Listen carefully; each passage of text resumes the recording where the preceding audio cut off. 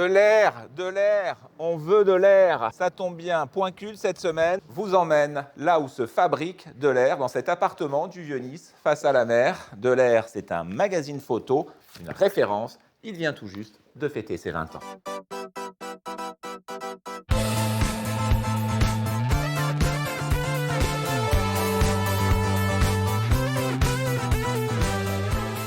On retrouve Stéphane Brasca. Bonjour. Vous êtes le directeur de la publication, rédacteur en chef de l'air. Vous nous faites visiter ? On va visiter donc ce petit écrin, cet atelier, on peut dire plus qu'un bureau, où on fait de l'air, où on fait des livres également, où on fait des magazines, des revues, où on pense à des expositions. Ça, c'est le dernier numéro qui est sorti donc, en décembre dernier. Un numéro un peu particulier parce que on a fêté nos 20 ans l'an dernier, donc dans un contexte, comme tout le monde sait, assez particulier. Et on a demandé à 70 personnalités de la photographie en France et à l'étranger de répondre à que donne à voir la photographie. On avait fait pour les 18 ans un magazine interdit aux moins de 18 ans, qui était le numéro 69, avec donc Alain Fleischer en couverture, c'est la cuillère d'argent. De premier abord, on ne comprend pas trop. On se demande si on est un magazine culinaire.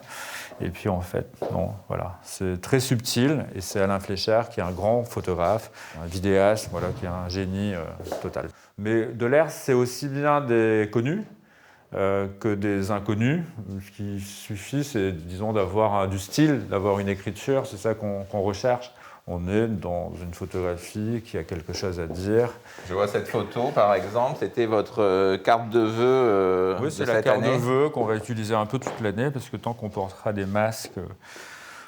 Et ça, c'est... Ça, c'est Florent Mattei, c'est un photographe qui est à Nice, et qui a été on peut dire, c'est un des photographes les plus anciens, les plus fidèles du Club de l'air. Bon, on va aller le rencontrer. On doit aller le rencontrer tout à l'heure dans son atelier au 109. Eh bien, on y va. Bienvenue au 109. Hein. Tu viens ? Eh ben, écoute, bienvenue.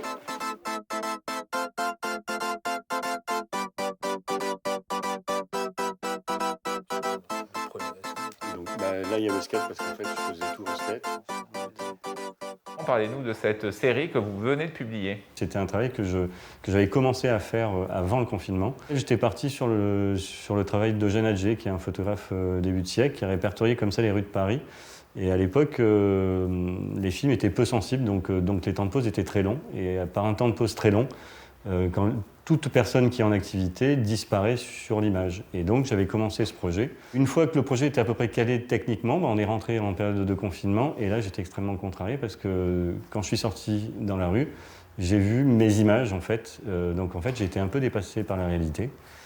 Et je me suis dit, je le fais pas. Et je me suis dit, bon, allez, je le fais. Et du coup, tu n'as pas utilisé le temps de pause très long puisque... Non, j'ai pas eu besoin puisque la ville était complètement déserte. Quand la ville est en activité, les personnes assises sur un banc ou avec des sacs de course, on ne les repère pas forcément.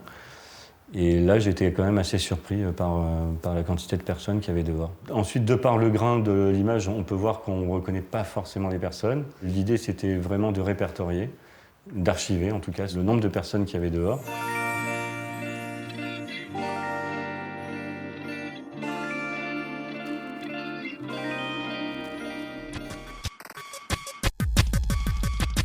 L'idée, c'était de proposer tous les jours à un photographe en France d'aller au bout de son kilomètre. Finalement, ça fait une très jolie série qui a duré le temps de ce reconfinement. Et ça donnait aussi, je sais pas, une espèce de bol d'air.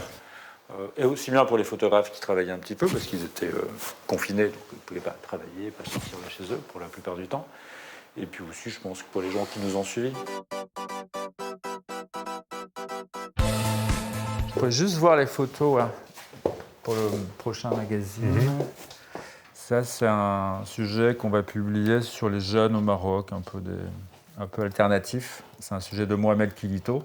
Que des jeunes un peu trans, un peu bi, ou simplement qui ont les cheveux longs, qui se maquillent ou qui sont tatoués et qui font un peu tâche au royaume chérifien.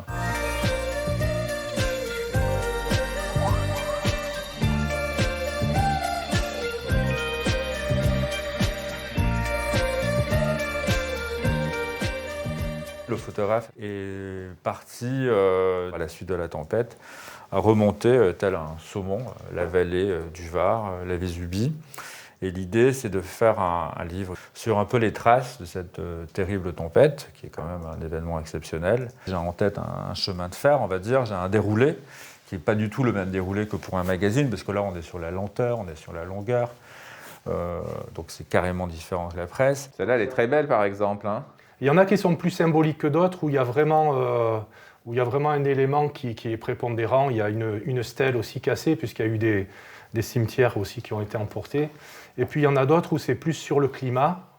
Donc c'est vrai que le dialogue avec le photographe lui-même, avec l'artiste, ça va être la majeure partie du travail pour pouvoir trouver et cette scénographie et savoir quelle ligne éditoriale lui aussi il veut mener dans ce projet-là, quoi. Alors là, la frontière est délicate entre on va dire, le fait d'actualité, l'esthétisme. Il faut faire attention à ne pas esthétiser la catastrophe, parce que c'est pas du tout, enfin, c'est indécent. Et en même temps, on ne peut pas passer sur certaines images qui sont fortes. C'est un délicat équilibre à trouver. Un livre, ça se conserve, ça se transmet, ça s'affiche aussi, enfin, ça se montre. Et puis là, c'est très patrimonial, c'est très important ce qui s'est passé. Je pense que ça va vraiment intéresser les gens d'ici et les gens d'ailleurs, parce que ce serait une diffusion nationale.